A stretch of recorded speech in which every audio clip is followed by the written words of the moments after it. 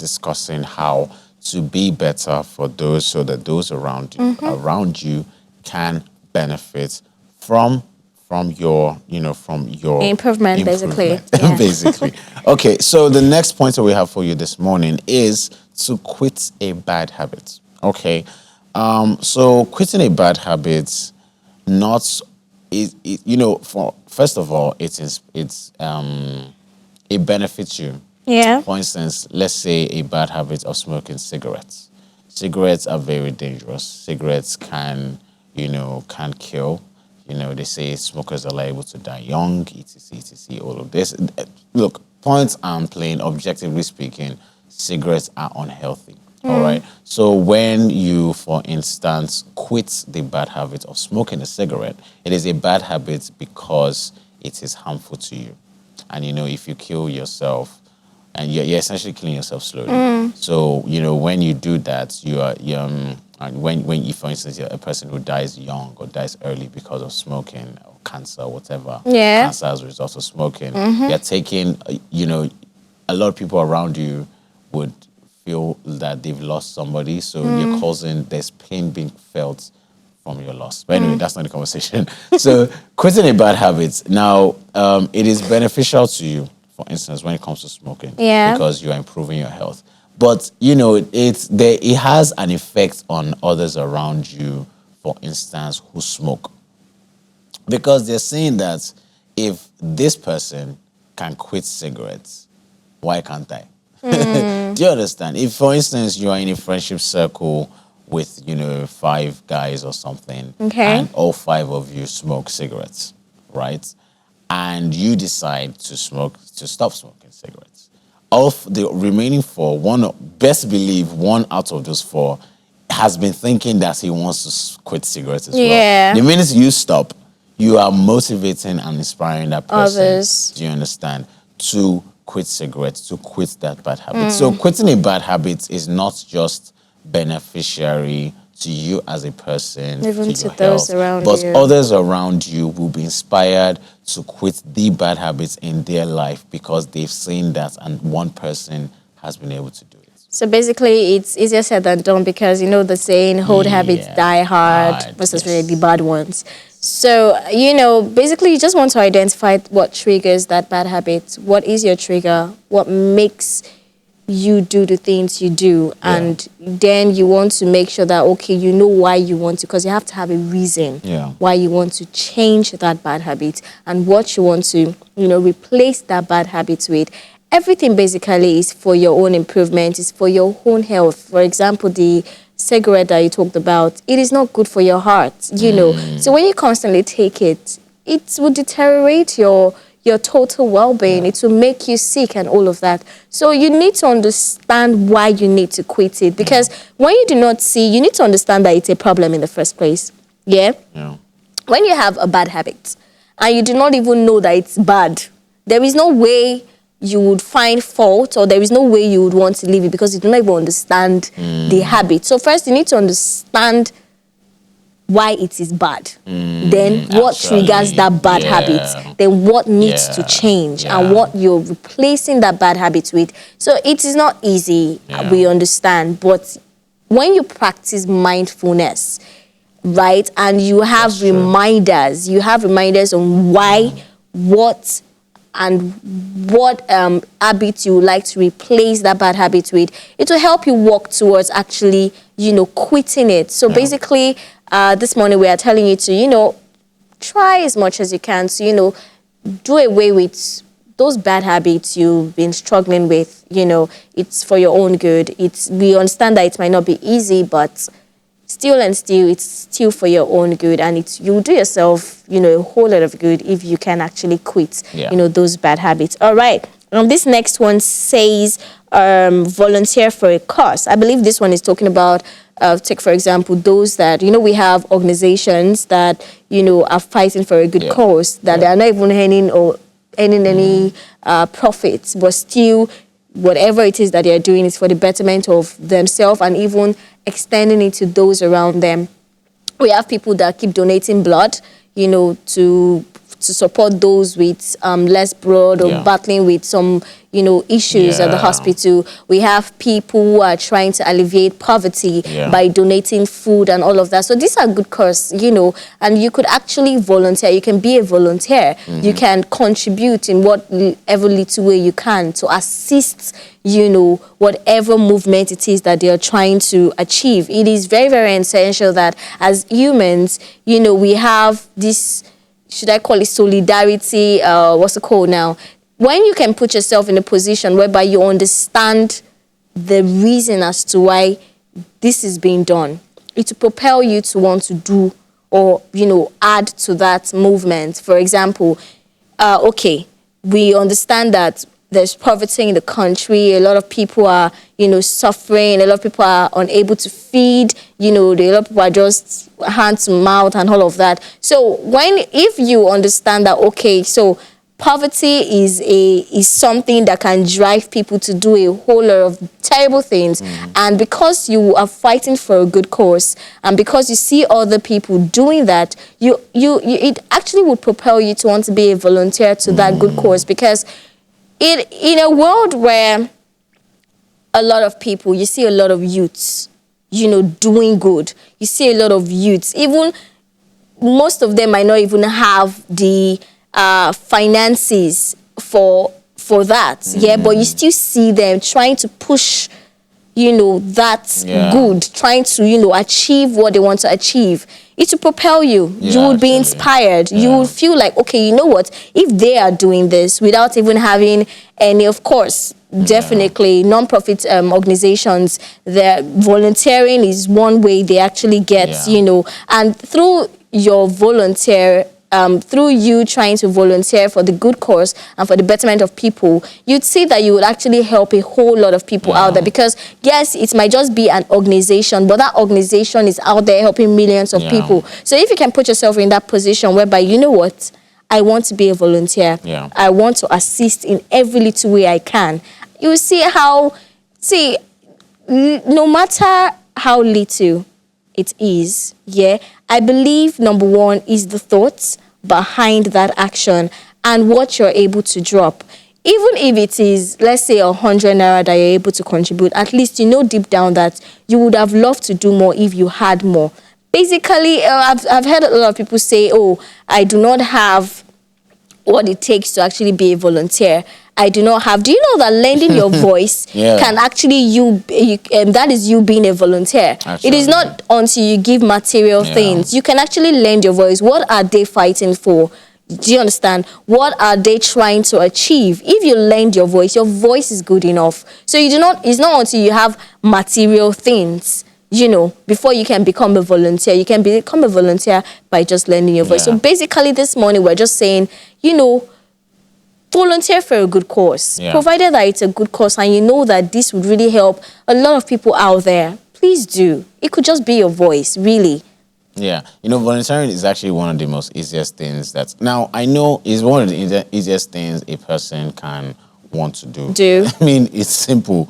First of all, you don't have to pay money to volunteer. Yeah, it's free. Probably have to pay for transport fare or something. Actually, okay. Some even you don't need to pay for transport fare. I know of some NGOs that actually would come and actually pick you up. So some NGOs make it very, very easy, to volunteer to their cause. Now, so I remember we had Lagos Food Bank Initiative, Sumbola.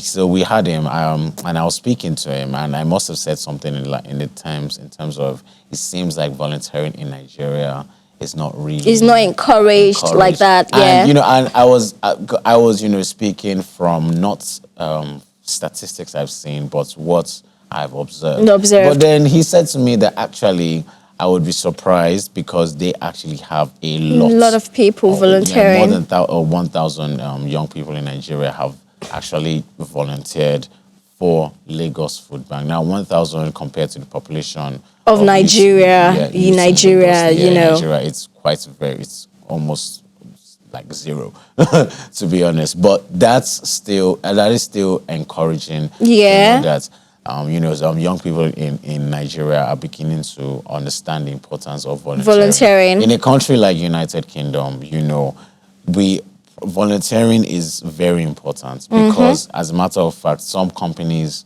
you can have a brilliant CV, but if there's no site of volunteering, some companies will not take you. Okay. Because, some companies, as a matter of fact, they ask for volunteering experience. Okay, so they want to know how you've contributed Yes. to the good of They want to know that you're an active member in your community. in your community. That is Cool. what they are looking for. Like, how Okay. have you given back to your community? Yeah. Yes, you have good grades. Yes, you have you're creative with your Yeah. projects. But do you do anything outside? They want to know your interest, as in sports. Yeah. Whatever, and then they want to know what you do to give back. So volunteering also opens you up to a network of people that you probably wouldn't have had access to. In the first place. Yeah, because it's a community of people who have come together for a cause. Yes. For instance, all right. So I think like 2 weekends ago, I covered the Queen Titi Lokpe Foundation. Okay. We went to visit the destitute home in Okobaba. Okay. Okobaba, I think that's how you say it. Ekobaba. So, and there are lepers there, there are blind people there, there are crippled people there as well, there are orphans there as well. So we went to see People who them, are physically impaired. especially actually the children. The children there were our target. So we went to give them food, went to play with them, sing with them, all of this, all of that. Very interesting, very fulfilling experience. Now, what I've noticed about volunteering is that there is a selfish and a selfless part of volunteering. Okay. The selfish part of volunteering is that you feel it's like you're doing it for them, but then you're also doing it for you. There's a feel-good effect when you see that you brought a smile to Yes, somebody's actually. face, and that goes into the selfless part of volunteering because you're putting yourself out there. For instance, you're going to dangerous communities and dangerous societies in order to leave an impact on, for instance, the children in that community. Yeah. That is the selfless part of volunteering. We need to be able to understand these two parts of the coin and still, pick a cause, whatever it is, whether it's recycling, whether it's poverty alleviation, as you said, whether it is, children, primary, Whether it's supporting the government. and actually. if you need a guide on what to pick, to be able to volunteer, look at the SDG, Sustainable Development We have Goals. a lot of them. Yes. Like how many? I don't want to say the wrong figure. I think it's about 14. But I need to confirm. I just know we have, I think 17 thereabouts. something thereabouts. like that, something like so that. we have a lot. Yeah. And Pick we one. have a lot of NGOs too who Yeah. actually need. Exactly. If there's one thing this protest, I like using it as, as an emphasis, because if there's one thing he taught a lot of us, is that together we can achieve a whole lot. Exactly. Like a whole lot. Exactly. Things we feel like, we cannot do without the government. We actually can. Yeah, we can. And remember the conversation when we were talking about the Nigeria that we want. I said something that, see, the Nigeria that we all want, it is not something, the bulk of the entire thing does not just rely on a particular segment of the economy or the country. Yeah. It is collective efforts, your Absolutely. efforts, my efforts, Yeah. individual efforts, organization efforts, governmental efforts, community Everybody. efforts. Everybody basically are coming together to fight for a good cause. Do you understand? Yeah. So it's easier said than done. That, I want this to happen. This is the type of this I want. But what are you doing? How are you supporting that cause? How are you Yeah. supporting the movement? You want this change to happen, but you're not doing anything. It is easier said than done. So yes, Exactly. one way to actually start, just in case you're wondering, okay, so how can I actually contribute to my country, Nigeria? How can I contribute to where I stay, to my country, wherever you are in the world? Volunteering for a good cause is a Yes. start, Yes. really. And like we already established, it is not until you give money or you can lend your Yeah, voice exactly. for a good cause. It is enough, actually. Trust me. And Yeah. you'd be surprised what your voice can actually do, what your voice can achieve, right, when it comes to fighting for a good cause. So yes, volunteering is one way to actually be a better person to other people, really. Yeah. So the next point that we have for you this morning is to do what you preach. It will inspire others. All right. So if we take the graphic, we can see that it actually says do what you live. Let's have a look at the graphic. Do what you live. Yeah. It says do what you live. It will inspire others. So essentially, the live there is talking about preach. I would like to think, it's preach. Okay. Preach okay. That, do what you preach. So, I mean, it could also be love. Do what you love. It will inspire others. I think there was a typo there. But let us take it from the angle of preach, actually. Let's take it from the angle of preach. So do what you preach. It will inspire others. Why would doing what you preach inspire others? It's too many times than, we see a lot of people that, okay. So I saw a picture of Diego Maradona, Pele, and Platini. They were playing these are footballers. Yeah, I know Diego Maradona. Late, actually, away, yeah. Yes.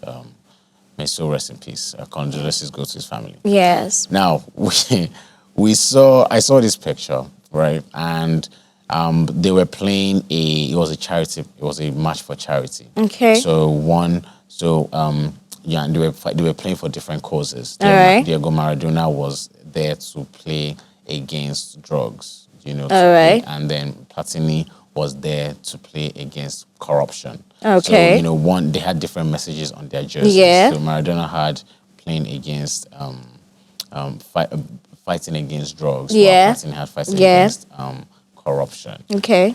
Very interesting that Diego Maradona was investigated for drugs. While Platini was banned for football for life because of allegations against corruption. Interesting indeed. Very interesting. Very interesting. And it goes into what we're talking about. Yeah. It inspires others when you preach what you do, because when you do what you preach. When you do what you preach, rather. Because even preach what you do, it's still correct if you think about it. Yeah. But let's take it from when you do what you preach, because they are seeing that, wow, somebody is actually out there putting himself out there that this is what I think, should be a strong philosophy in humanity, and they're doing it. It inspires others to want to do the same thing. For instance, if Platini actually fought against corruption actively, in Italian football, there's been a lot of allegations against, corruption,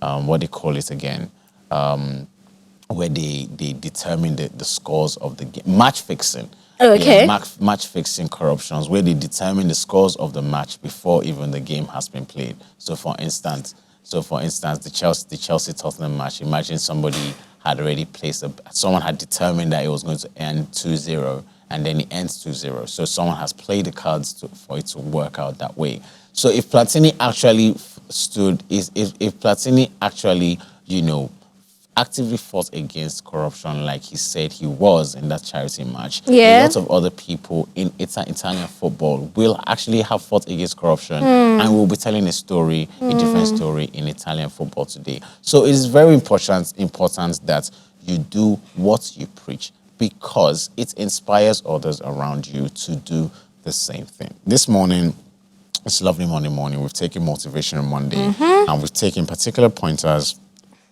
encouraging you to essentially improve yourself so that others around you can benefit from your improvements. Improve yourself so that the world around you can essentially be a better place for everybody who is coming into that particular world. All right, and before we wrap up this conversation, we once talked about representation in the media. Yeah. And even as a media person, because we're also talking to ourselves too, whatever it is that we're saying, it's essential, that we actually practice what we preach. Because it'll be somehow, you do not know who is watching, and then it will come off as, okay, when a certain audience sees you doing the opposite, like in reality now, sees you doing the opposite of what you always preach every day on tea or coffee, you know. So it's very essential that, you know, as individuals, we are talking to ourselves and every other person, you know, as an individual. It's very essential that whatever it is that, you know, you are preaching, you are also doing. And whatever it is that you're preaching, you want to make sure that they are the right things, because you don't want to preach the wrong things. And even the things that you're doing, like you said, do what you preach what you do.